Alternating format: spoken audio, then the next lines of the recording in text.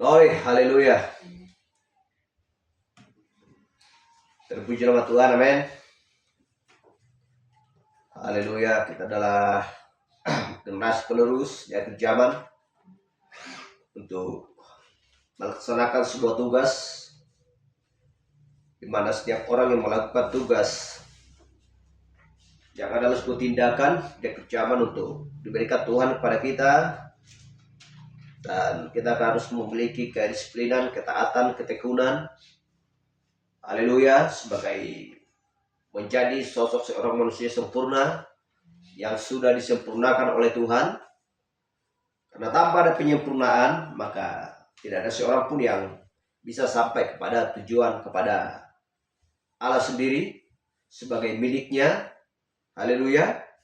Tetapi adalah kedisiplinan adalah sebuah contoh dan teladan bagi orang-orang kudus ya Tuhan di zaman dulu, karena tidak berubah baik iman ya, baik pun kasih, kesalehan, kebajikan, semua itu tidak berubah. Pengetahuan akan firman Tuhan, dan di setiap zaman masing-masing memiliki hal yang sama, karena hanya ada satu sumber, yaitu firman kehidupan yang berasal daripada Allah sendiri. Haleluya. Jadi hanya ada satu contoh, hanya ada satu teladan, yaitu Tuhan Yesus Kristus, Juru Selamat kita. Dia adalah batu utama kita, dan kita berdiri ya di atas batu karang yang teguh, untuk supaya tidak bisa dikoncang oleh dunia ini. Dan kita harus melihat dan kita harus mengerti apa yang sedang kita gendong, apa yang sedang kita bawa, dan apa yang sedang duduk di atas pangkuan kita, dan apa yang sedang kita jaga, dan apa yang sedang kita rawat. Kita harus menyesuaikan dan benar-benar tahu ya, dan benar-benar mampu melihat, karena pengajaran hujan akhir ini benar-benar untuk membasahi jiwa kita ini dengan sempurna. Jadi tidak ada alasan untuk tidak mengerti apa yang sedang kita paku, apa yang sedang kita pikul, apa yang sedang kita gendong, apa yang sedang kita raih. Karena kita tahu bahwa penyusup-penyusup di akhir zaman ini sedang banyak bertampilan, bermunculan untuk merayu untuk menipu. Kita tahu itu sejak berlangsung dari zaman dulu di Taman Eden, dan berlangsung ini sampai akhir zaman. Semua bekerja keras untuk mencoba memperdaya orang-orang pilihannya Tuhan. Sebagaimana seorang bayi, tidak ada yang namanya bayi yang tidak disukai oleh orang. Bayi itu bayi dari Mesir, bayi itu bayi dari keturunan siapapun. Pokoknya semua bayi sama, memiliki muka yang lugu, yang polos, menarik kepada orang-orang yang sudah dewasa, sangat disukai. Haleluya. Dan ketika ada seseorang yang mengasuh bayi, sekalipun dia tidak tahu itu bayi dari mana, tetapi dia akan berusaha untuk membelikan sebuah susu atau skema atau susu apapun itu, dia berikan kepada si bayi tersebut. Tetapi kalau benar-benar dia tidak memahami bahwa bayi itu bayi siapa pemiliknya, maka dia akan keliru, dan dia akan membesarkan semakin besar dan menjaga dan mengasuhnya dengan baik. Tetapi dia tertarik oleh karena keluguan seorang bayi yang polos, yang tidak tahu apa-apa, dan dia berlangsung untuk membesarkan. Haleluya. Tetapi ketika dia membesarkan dan mengasuh sampai dewasa, apa yang sedang dia dapatkan? Dia kan tahu sebenarnya karakter dan sifatnya, bahwa dia berasal dari siapa. Haleluya. Glory. Itu sebagai contoh. Banyak hal-hal yang kita sukai dari berbagai sumber, ya, yang sedang bermunculan di hadapan kita. Contohnya sebuah HP yang sedang kita pegang. Banyak bermunculan hal-hal yang tidak baik di dalam HP.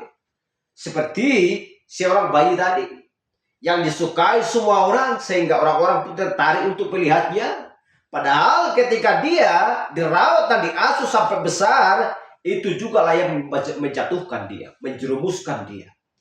Tetapi kalau dia ya adalah bayi yang berasal daripada keturunan Abraham, ya, keturunan orang-orang saleh, orang-orang yang baik, berarti si bayi dengan pengasuhnya adalah berasal dari satu sumber. Haleluya. Jadi itulah sebagai contoh. Seolah-olah ya si bayi itu adalah tidak tahu apa-apa. Padahal kalau bukan itu berasal daripada orang-orang saleh, orang-orang percaya, tidak perlu digendong, tidak perlu dipakai, tidak perlu dirawat, tidak perlu dikasih susu dan lain sebagainya. Haleluya. Apakah perlu dirawat bayinya si Fir'aun? Enggak perlu. Apakah perlu dirawat bayinya orang-orang durhaka, ya, pemberontak kebenaran, pembunuh kebenaran? Gak perlu. Bukan masalah polos, keluguan dan lain sebagainya. Tetapi lihatlah apakah dia benih. Kalau dia benih, ya, miliknya Tuhan, bahwa dia adalah bagian dari saudara kita, dia adalah keluarga kita. Haleluya. Glory. Jadi kita harus memahami bagaimana tentang hal-hal yang sedang berlangsung di zaman ini. Dan kita harus memahami, menjaga diri sendiri. Haleluya. Kalau sudah mengerti akan firman Tuhan, tidak akan bisa dibodoh-bodohi oleh orang. Sekalipun dikatakan kamu orang seperti ini, ya, sikapmu seperti ini, kau enggak orang pegaul, kau orang enggak mau, ya, bergabung dengan orang-orang sana, supaya kamu pintar, supaya kamu ngerti. Firman adalah fondasi yang mengajari kita. Haleluya. Kemanapun kita pergi, kita bisa menjadi sebuah contoh dan teladan. Kita bisa membuat sebuah seminar, ya, bahkan memiliki suatu lingkungan pun bisa. Bukan bercampur dengan politik, tetapi kita sebenarnya harus tampil dan tahu bagaimana tentang perjalanan politik, masalah ekonomi, masalah politik, ya. Sekalipun kita tidak melakukan, tetapi kita memahami sebenarnya. Haleluya. Apakah kita mau dikagumi orang? Bisa dikagumi orang, asalkan punya uang. Bagaimana caranya cari uang? Tuhan juga mengajari. Tertulis di kitab Amsal. Salomo untuk mengajarikan hal-hal tersebut. Haleluya. Dikaitkan dengan zaman-zaman sampai akhir zaman ini. Tetapi Tuhan juga sudah menentukan orang-orangnya, pilihannya.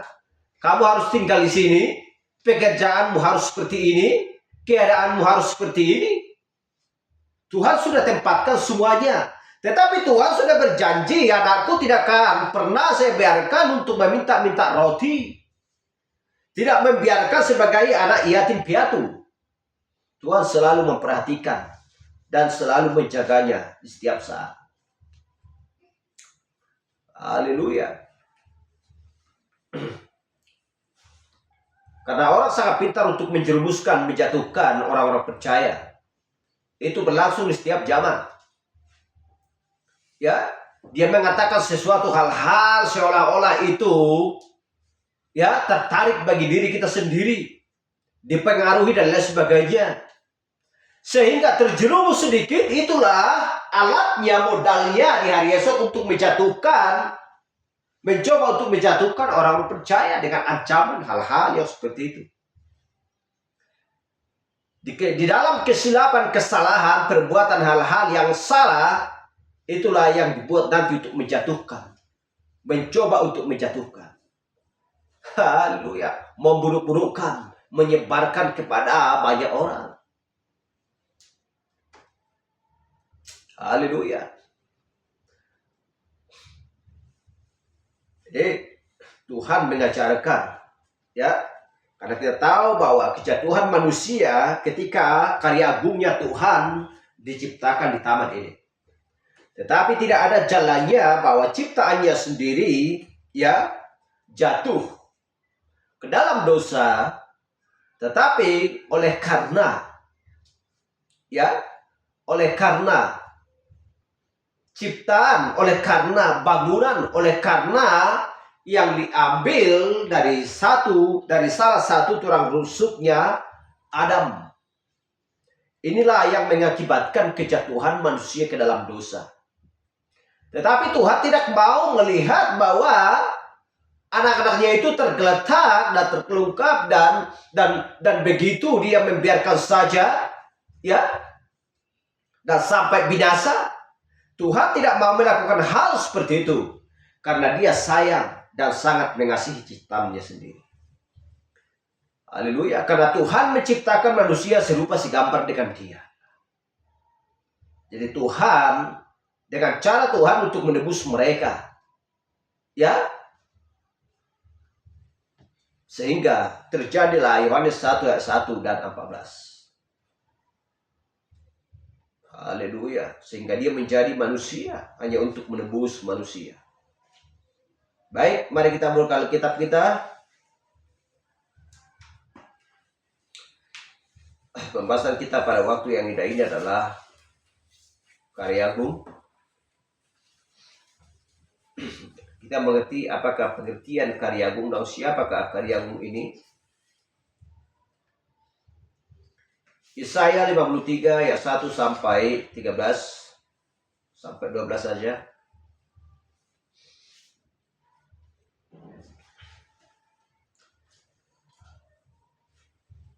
Demikian firman Tuhan. Siapakah yang percaya kepada berita yang kami dengar? Dan kepada siapakah yang tangan kekuasaan Tuhan dinyatakan? Sebab taruh ia tumbuh di hadapan Tuhan, dan sebagai tunas dari tanah kering, ia tidak tampan dan semeratnya tidak ada sehingga kita memandang dia. Dan rupa pun tidak sehingga kita menginginkannya. Ayat 3, ia dihina dan dihindari orang. Seorang yang penuh kesengsaraan yang binasa. Ya, kesengsaraan dan yang biasa menderita kesakitan. Ia sangat dihina sehingga orang menutup mukanya terhadap dia. Dan bagi kita pun dia tidak masuk hitungan. Tetapi sesungguhnya penyakit kitalah yang ditanggungnya. Dan kesengsaraan kitalah yang dipikulnya. Padahal kita mengira dia kena tulah, dipukul dan ditindas Allah. Ayat 5. Tetapi dia tertikam oleh karena pemberontakan kita, dia diremukkan oleh karena kejahatan kita, ganjaran yang mendatangkan keselamatan bagi kita ditimpakannya kepadanya, dan oleh bilu-bilunya menjadi sembuh. Ayat 6. Kita sekalian sesat seperti domba, masing-masing kita mengambil jalannya sendiri, tetapi Tuhan telah menimpakan kepadanya kejahatan kita sekalian. Ayat 7. Dia dianiaya tetapi dia membiarkan diri ditindas dan tidak membuka mulutnya seperti anak domba yang membawa ke pembantaian. Seperti induk domba yang keluh di depan orang-orang yang menggunting bulunya. Ia tidak membuka mulutnya. Sesudah penahanan dan penghukuman ia terambil. Dan tentang nasibnya, siapakah yang memikirkannya? Sungguh ia terputus dari negeri orang-orang hidup. Dan karena pemberontakan umatku, ia kena tulah. Orang menempatkan kuburnya di antara orang-orang fasik, dan dalam matinya ia ada di antara penjahat-penjahat, sekalipun ia tidak berbuat kekerasan dan tipu tidak ada di mulutnya. Tetapi Tuhan berkehendak meremukkan dia dengan kesakitan.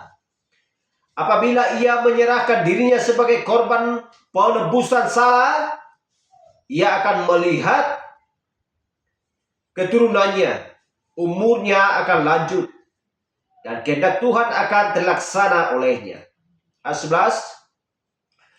Sesudah kesusahan jiwanya, ia akan melihat terang dan menjadi puas. Dan hambaku itu sebagai orang yang benar akan membenarkan banyak orang oleh hikmatnya, dan kejahatan mereka dia pukul.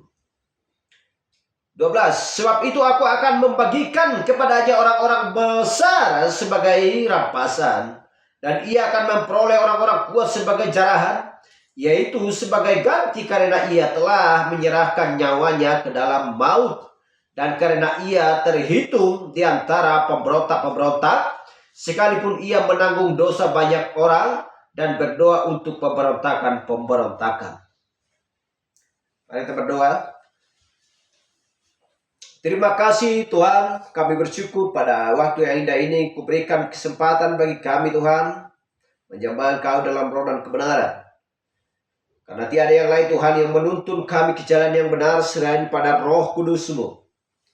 Firman adalah untuk sebagai pagar bagi kami, adalah tanaman di dalam jiwa palungan kami untuk memberikan buah yang baik, adalah hasil tuaian yang benar-benar matang dibawa ke dalam lumbung kerajaan Allah yang kekal.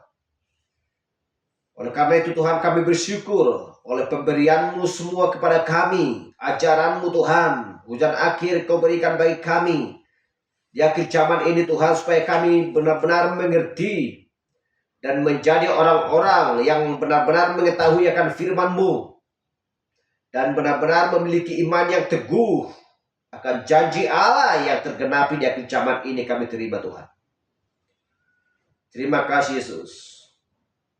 Engkau mengorbankan diri-Mu Tuhan di kayu salib hanya untuk menyembunyikan dosa dan kesalahan kami di atas darah-Mu, di dalam darah-Mu Tuhan, sehingga Engkau membasuh dosa dan kesalahan kami menjadi suci seperti salju Tuhan.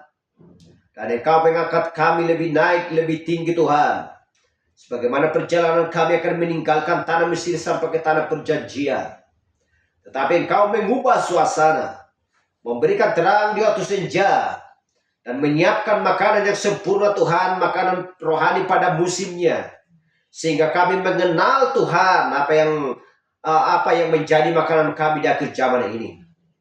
Terima kasih Yesus, kami tahu bahwa matahari terbit dari timur dan tenggelam ke barat Tuhan, dan kembali muncul lagi di waktu yang akan datang Tuhan, menjadi terbit matahari yang kekal, sinar yang tidak berkesudahan, kehidupan yang tidak berkesudahan.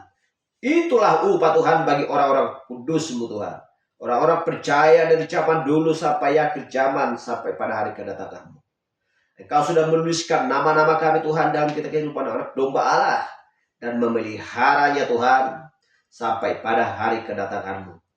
Hindarilah Tuhan segala sesuatu yang buruk kiranya daripada kami, tetapi kami percaya ketika firman memagari hidup kami Tuhan, maka kami tidak bisa dipengaruhi oleh orang-orang durhaka, orang-orang jahat yang memiliki sifat dan karakter Tuhan untuk mencoba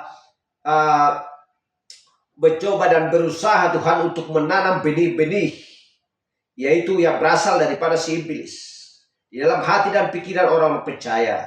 Tetapi Engkau berkata sekiranya mungkin.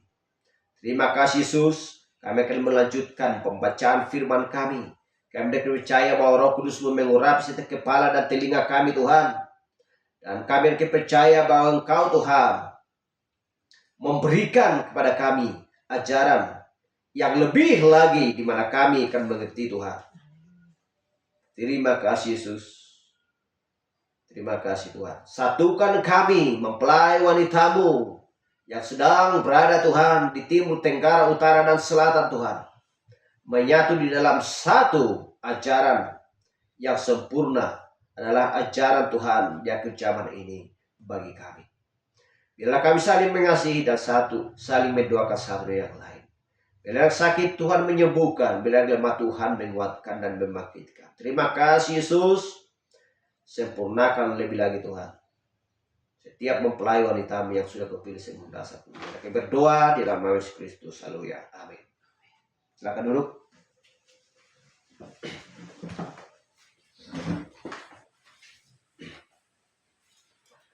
Apabila berbicara tentang karya agung, berarti ini adalah sebuah ciptaan. Ini adalah sebuah ciptaan. Dan sebuah ciptaan bukan asal meletakkan di suatu tempat. Tuhan akan menyediakan terlebih dahulu tempat karyanya sendiri. Karya berarti karya itu adalah agung. Itulah sebabnya Tuhan menciptakan langit dan bumi dan segala isinya. Hanya untuk menempatkan karya agung ini.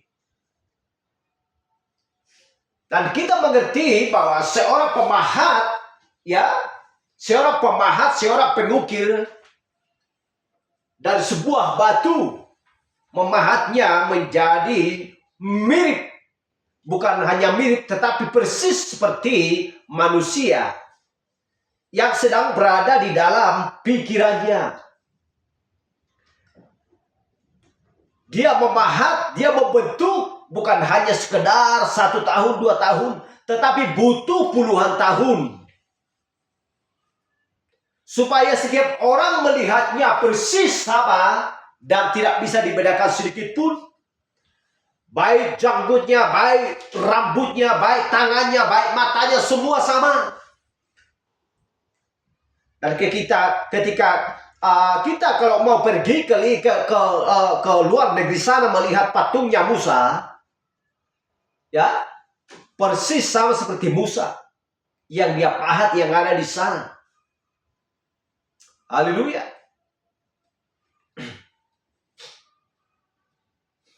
Karena di zaman dulu, orang-orang zaman dulu banyak yang mengenal Musa.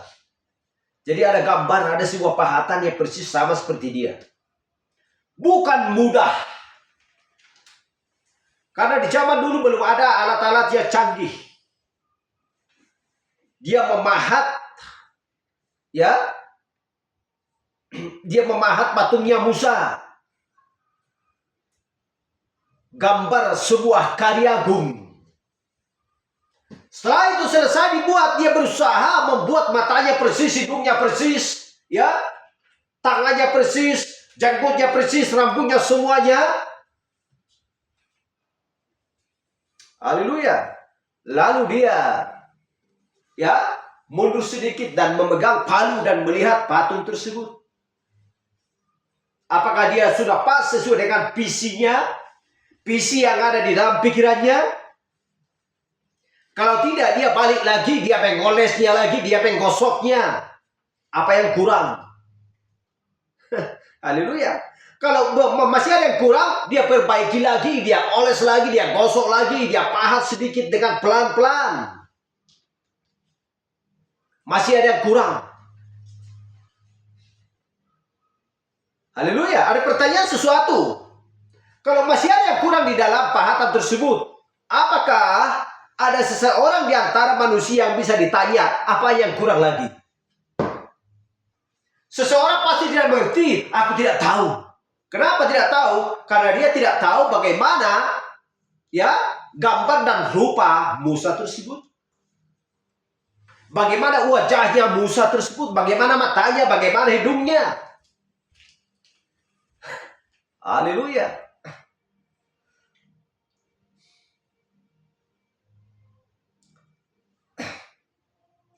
Jadi ketika Tuhan menciptakan manusia serupa segambar dengan dia, apakah ada seseorang yang bisa ditanya bagaimana apa yang kurang? Gak ada seorang pun yang tahu. Gak ada seorang pun yang tahu. Ketika seorang ayah melihat anaknya atau ibunya seorang melihat anaknya, lalu lalu adalah peniru gambar si anak tersebut. Kalau ditanya orang yang lain, apa yang kurang? Maka mereka tidak tahu. Kalau ibunya ditanya yang punya hak, yang punya anak, ya ada sedikit lagi yang kurang karena ada tai lalatnya kecil kali di sini. Orang dia pemiliknya. Haleluya.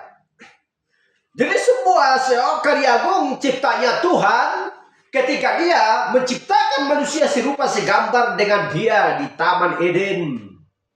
Ketika dia selesai menciptakan langit dan bumi dan segala isinya, dan tidak ada yang menjaga dan merawat Taman Eden tersebut, ketika itulah Tuhan menciptakan manusia untuk supaya ada menjaga taman yang sudah dibangun, yang sudah diciptakan oleh Allah tersebut.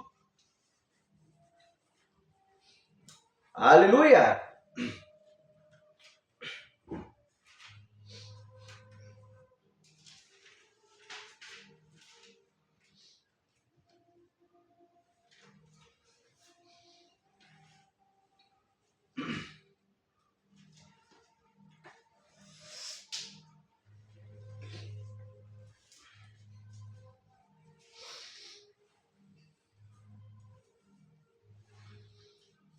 Kita baca dulu di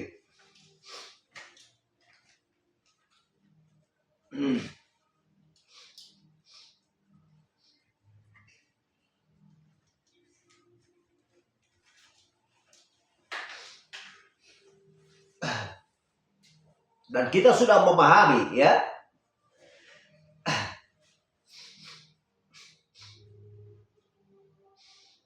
Dan kita sudah memahami bagaimana tentang lukisan, bagaimana tentang sebuah pahatan harus persis sama seperti visi yang ada dalam pikirannya.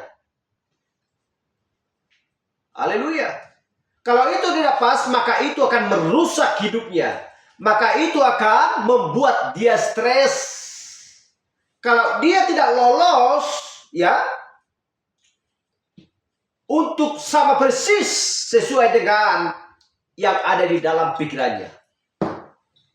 Kalau Tuhan menciptakan bumi ini, ya, dengan kurang dan tidak pas sedikit pun, maka dunia ini akan runtuh dengan segera.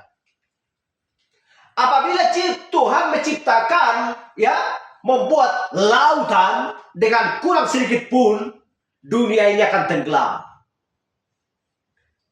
Kalau Tuhan sudah menciptakan matahari kurang terang atau terlalu panas, maka dunia ini akan terbakar. Haleluya.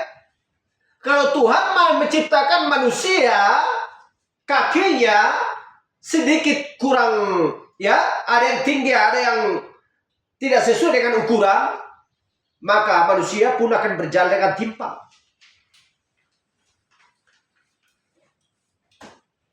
Haleluya. Kalau Tuhan kalau manusia, ya, melukis sebuah salib dan Yesus dan dibuatlah contohnya lukisan tentang gambar Yesus di sana. Lalu dibuat di sebelah kanannya gambarnya, ya, gambarnya Yudas Iskariot, gak cocok. Orang-orang tidak akan terima. Karena hanya ada dua orang di sebelah kiri dan kanannya, yaitu orang penyamun, ya, bukan Yudas Iskariot. Harus pas sesuai dengan gambarnya yang ada di dalam pikirannya Tuhan. Haleluya. Kalau tidak, itu akan runtuh.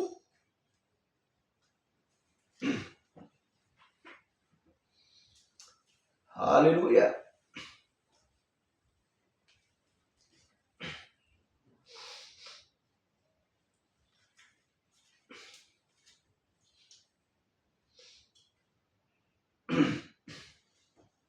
Jadi ini berbicara adalah tentang karya agung, ya.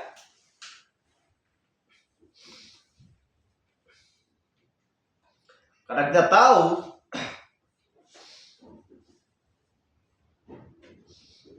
membuat sebuah patung, ya, pahatan bukan mudah. Bisa sampai 20 tahun, bisa sampai 30 tahun. Dan tidak bisa salah. Tingginya, lebarnya, semua ukurannya tidak bisa salah. Haleluya. Dan hanya dia sendiri yang tahu akan patung tersebut atau pahatan tersebut, ya. Tidak ada seorang pun yang tahu selain daripada dia. Karena pengilhaman hanya datang kepada dirinya sendiri, bukan kepada orang lain. Haleluya. Dan dia sudah melihat setiap sudut sudah rata, sudah pas.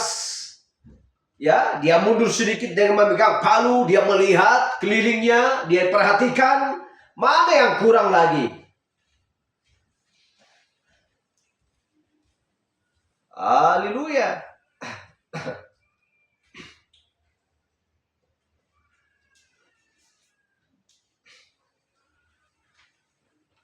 Jadi kalau tidak ada pengilhaman bagi seorang untuk mengukir, melukis, ya, tidak ada pengilhaman, maka lukisannya, pahatannya akan gagal. Haleluya. Tetapi kalau itu pas, maka dia akan dikagumi semua orang. Haleluya. Jadi bukan mudah. Siapakah dia sebenarnya? Pembangun karya agung ini adalah Allah. Malaikat mampu? Tidak bisa. Nabi? Tidak bisa. Rasul? Tidak bisa. Siapapun tidak bisa selain daripada dia. Siapa yang mau main-main sama Allah? Tidak ada seorang pun. Glory.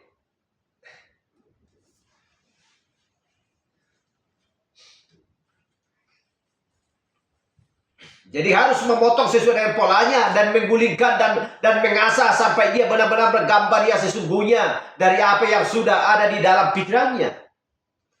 Dan kemudian sesudah dia mendapatkan semuanya begitu sempurna, setiap sudut rata, setiap tempat digosok dan matanya sudah benar, ya, dan setiap rambut dan jenggotnya sudah pas, semuanya sudah persis seperti yang dulu, ya. Dia beri dan merasakannya selama bertahun-tahun. Bagaimana terus harus menjaga visi itu tetap sama di dalam pikirannya sepanjang hidupnya. Haleluya. Dan ketika itu sudah selesai, dia akan melihat. Dan bukan mudah. Ada banyak tantangan, ada banyak masalah yang sedang datang kepadanya, yang sedang dihadapi. Ada yang mengatakan, aku rasa bukan begitu, ya. Ada yang mengatakan, kurang pas ini. Ada yang mengatakan, kau kurang terlalu lama untuk memahatnya. Belajar dulu yang lebih sungguh-sungguh. Banyak masalah yang sedang dihadapi. Tetapi dia berusaha terus untuk semuanya itu selesai dengan baik. Saya sudah katakan tadi, ketika Allah menciptakan manusia serupa segambar dengan dia, apakah jatuh dalam dosa? Jatuh. Tetapi apakah Allah terus berusaha untuk membangunkan manusia itu lagi, membangkitkan manusia itu lagi, supaya manusia itu tidak binasa. Apa yang sedang dihadapi oleh Tuhan? Firman itu telah menjadi daging dan tinggal di antara kita. Dia telah menjadi manusia. Dia ditikam, ya, dia disalibkan, dia aniaya dan lain sebagainya. Banyak hal-hal yang bermunculan daripada si setan lewat manusia kepadanya, hanya untuk supaya menyempurnakan manusia, untuk supaya menjadi sosok seorang manusia sempurna dan tetap menjadi miliknya lewat penentuan yang dia tentukan bagi setiap orang yang sudah ada di dalam pikirannya. Visi yang ada di dalam pikirannya Tuhan. Dia tidak peduli dengan siapapun, dia mempertahankan, memperjuangkan haknya. Haleluya. Karena hanya dia yang tahu bagaimana caranya untuk bekerja, untuk supaya ciptaannya itu kembali lagi kepadanya. Haleluya. Jadi hal yang sama seorang manusia pemahat tadi. Dia tidak peduli dengan siapapun. Pokoknya hanya yang ada di dalam pikirannya, sesuai dengan visi yang ada di dalam pikirannya, yang persis sama seperti yang saya lihat. Dia tidak peduli dengan siapapun. Pokoknya pekerjaannya, tugasnya harus selesai. Haleluya. Seperti itulah orang-orang yang memiliki penuh dengan tanggung jawab akan mempertahankan firman Tuhan. Sedikit ragu, ya, sedikit bimbang, sedikit kadang-kadang terpedaya oleh dunia ini. Ngapain terpedaya oleh dunia? Ngapain berpikir panjang? Ngapain bertanya-tanya lagi? Orang sudah tahu dan sudah persis tahu dan mengerti bahwa Allah adalah satu-satunya di dalam hidupnya. Ngapain lagi cari-cari orang yang tangguh, yang perkasa untuk bertanya, siapa ya yang paling perlu di dalam hidup ini? Lalu datang orang lain, yang paling perlu dalam hidupmu tahu nggak? Miliki dulu, kaya dulu, miliki dulu banyak harta. Itu yang perlu dalam hidup. Kalau masalah Tuhan, aduh, mau menghembuskan napas terakhirmu pun kau panggil Tuhan, kau sudah selamat. Itulah godaan dunia. Dia tidak tahu ya bahwa Tuhanlah yang memberikan segala sesuatu bagi manusia. Tuhan yang memberi, Tuhan yang mengambil. Tuhan yang memberikan hujan, Tuhan yang memberikan matahari, dan segala sesuatu diperlengkapi oleh Tuhan. Berbagai macam material yang ada di bumi ini. Haleluya. Masa nggak tahu siapa dia? Disitulah kekeliruan manusia. Sehingga pikirannya pun gelisah. Apa yang membuat pikirannya gelisah? Ya lihat orang di sana sudah kaya, stres lagi. Dia lihat orang sudah memiliki memiliki rumah ratusan unit dan sudah memiliki banyak mobil, perusahaan dan lain sebagainya, sehingga membuat hatinya, pikirannya stres. Kenapa aku tidak bisa seperti dia? Sehingga datanglah seorang guru mengajari dia. Lakukanlah seperti ini supaya kau sukses, supaya kau kaya raya. Apa yang perlu kumiliki? Kuasa ini, kuasa ini, kuasa ini. Tidak pernah diteringatkan di sana, miliki dulu Tuhan. Gak ada seperti itu. Haleluya.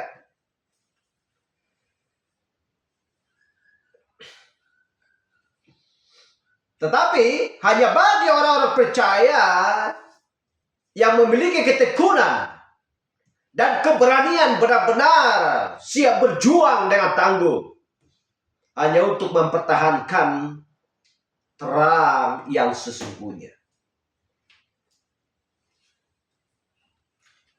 yaitu firman Allah.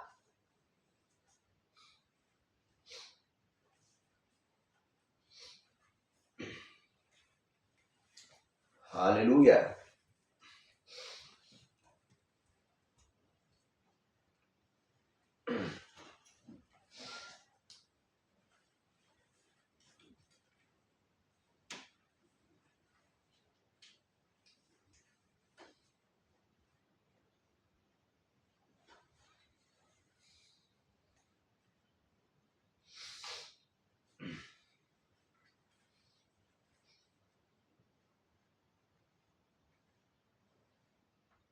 Kita baca lagi di sebelum saya jelaskan yang kita baca tadi, ya. Matius 5 ayat 15. Lagi pula orang tidak menyalakan pelita lalu meletakkannya di bawah gantang, melainkan di atas kaki dia sehingga menerangi semua orang di dalam rumah itu. Ya, hal yang sama di Lukas 11 ayat 33.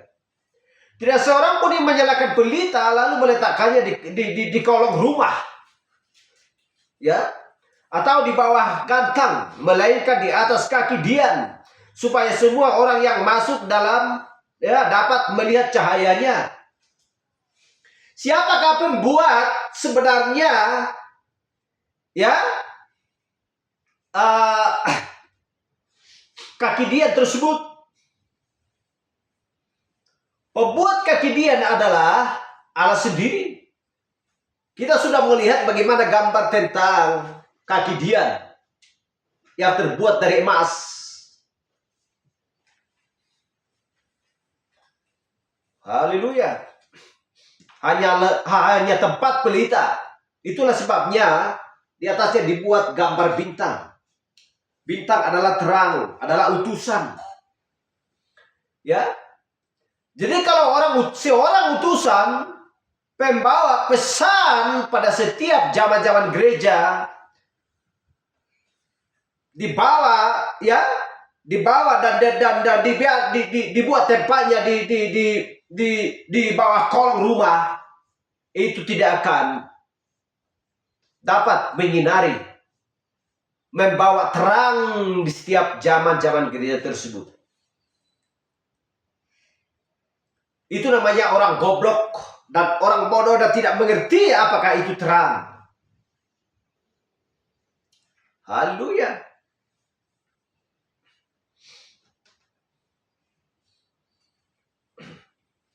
Jadi artinya kalau pelita harus di atas gantang untuk supaya orang-orang dapat melihat cahayanya. Kalau sudah dapat melihat cahayanya, berarti cahaya sinarnya itu sudah dapat menyinari dia sendiri, memberikan terang kepada dia sendiri. Tetapi kalau membuat di bawah gantang, maka cahaya tidak akan bisa memberikan, ya, sinar yang terang bagi dirinya sendiri. Berarti dengan kata lain, dia tidak ingin mendapatkan terang. Dan dia tidak ingin melihat terang tersebut. Haleluya.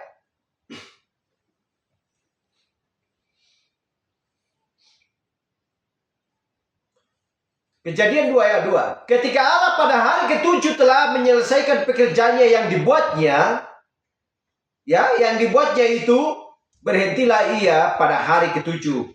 Dari segala pekerjaan yang telah dibuatnya itu. Berhentilah dia dari pekerjaan yang telah dibuatnya itu. Dan di ayat 15 dikatakan, Tuhan Allah mengambil manusia itu dan meletakkannya, atau menempatkannya dalam Taman Eden untuk mengusahakan dan memelihara taman itu.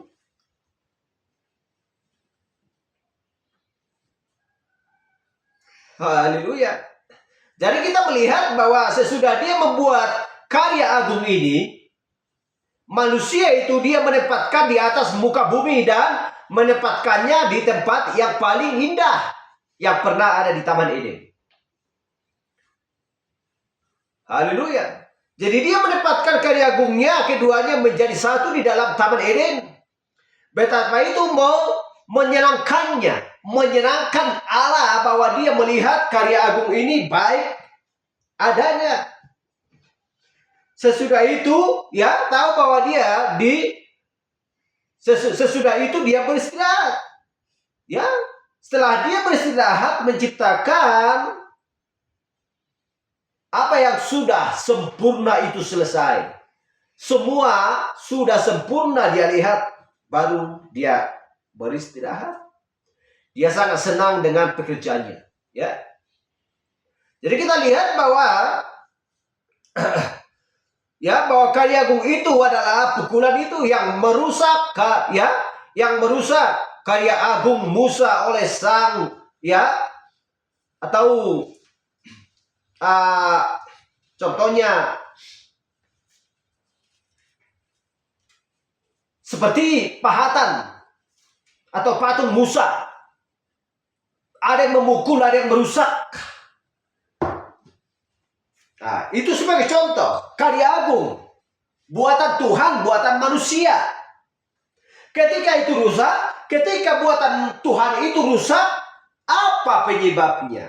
Dari mana asal usulnya? Apa penyebabnya? Siapa yang merusak? Manusia yang mana yang dirusak? Kenapa dia bisa rusak? Kalau sudah firman memagari manusia itu sebenarnya tidak bisa rusak. Fatal. Tidak akan bisa sebenarnya. Tetapi kita telusuri, kita melihat kenapa manusia itu bisa rusak. Dan siapa yang rusak? Kemana? Kepada siapa si perusak itu datang? Dari manakah perempuan itu diambil? Dan kepada siapakah si perusak itu datang? Haleluya. Jadi itu adalah sebuah pukulan yang mengiris lambung dari dan karya agungnya sehingga menghasilkan mempelai wanita. Jadi kita melihat mereka sebagai keluarga karya agung di Taman Eden. Alangkah indahnya itu, dan itu sangat menyenangkan dia. Sampai dia beristirahat pada waktu itu.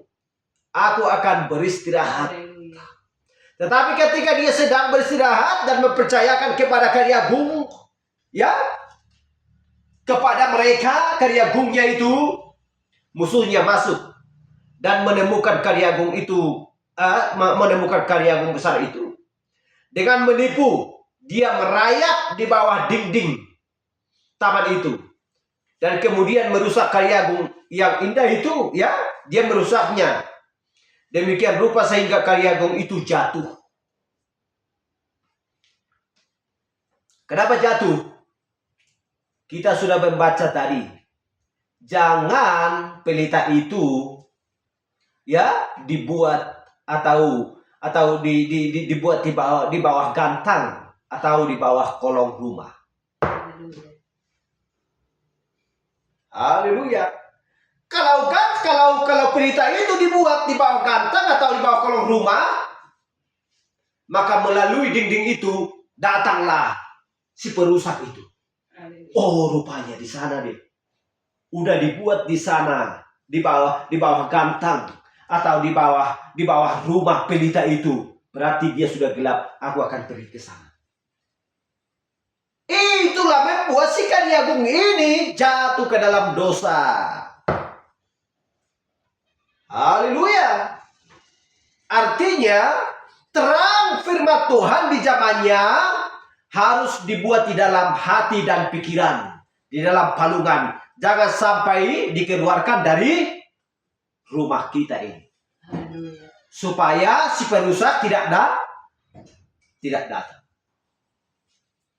Ini adalah sebuah gambaran bagi setiap orang di setiap zaman-zaman gereja tersebut sampai akhir zaman ini. Haleluya.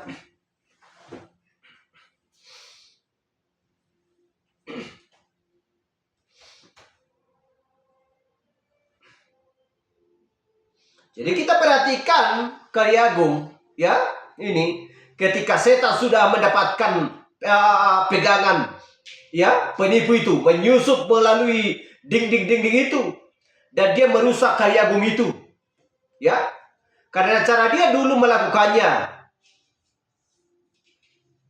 Bagaimana dia melakukannya? Haleluya.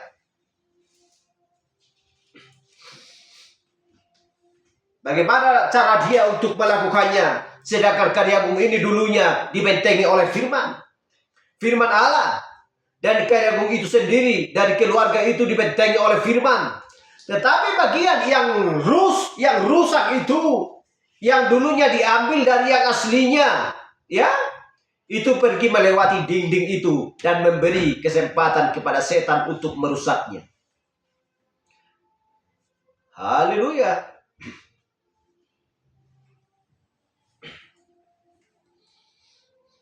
Haleluya. Tetapi karya agung itu sudah rusak, ya. Tetapi sang pemahat agung itu ketika dia melihat kejatuhan keluarganya, karya agung itu, ya, dia tidak rela untuk meninggalkannya. Tergeletak begitu saja di sana, wajah tergelukat dan rusak.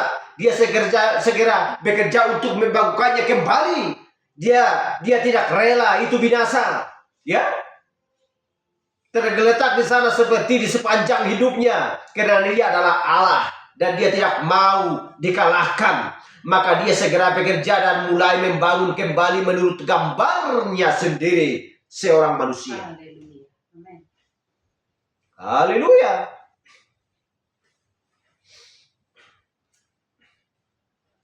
Jadi kita tahu bahwa dunia yang kuno muncul dan membinasakan segala sesuatunya. Karena perjanjian yang dibuat dengan syarat. Jika kamu tidak mau melakukan ini atau jika kamu melakukan itu, Allah sang pemahat agung, ya, melihat bahwa manusia itu tidak bisa menjaga sebuah perjanjian, dia tidak dapat melakukannya, dia tidak bisa sama sekali. Sehingga dia pun, ya, berusaha untuk menyelamatkannya kembali. Haleluya. Ada sebuah persyaratan seperti yang sudah kita bahas minggu kemarin, hanya kepada Abraham yang tidak dibuat Tuhan oleh persyaratan. Tuhan tidak pernah supaya kamu memiliki anak, ya, memiliki keturunan, lakukan dulu ini. Tuhan tidak pernah mengatakan seperti itu kepada Abraham untuk supaya dia memiliki seorang anak, yaitu Ishak. Haleluya. Karena kita tahu bahwa hanya ada 4 fondasi yang dibangun Tuhan yang paling kuat, yang tidak bisa diruntuhkan oleh siapapun, yaitu Abraham, Ishak, Yakub, dan juga Yusuf. Haleluya. Ini adalah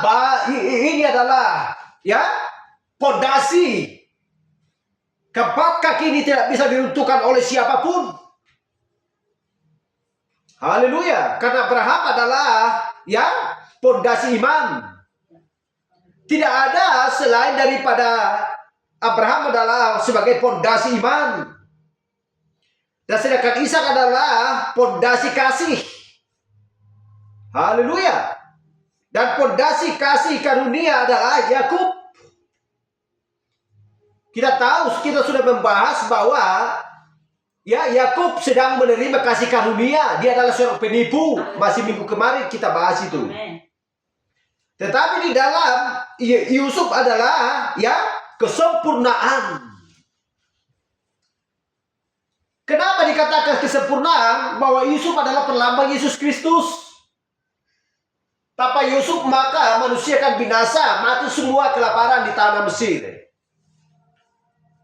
Haleluya. Sampai di sini pembahasan kita. Biar kita lanjutkan minggu depan.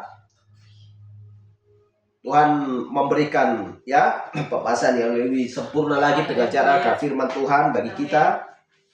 Haleluya. Kita selalu semangat dan bersukacita oleh karena firman bersinar di dalam hidup dan pikiran kita ini sebagai alat kita, ya, Dan Roh Kudus selalu memimpin kita kepada seluruh jalan kebenaran. Terus nama Tuhan, mari kita angkat pujian untuk menutup ibadah kita. Haleluya, mari kita bangkit.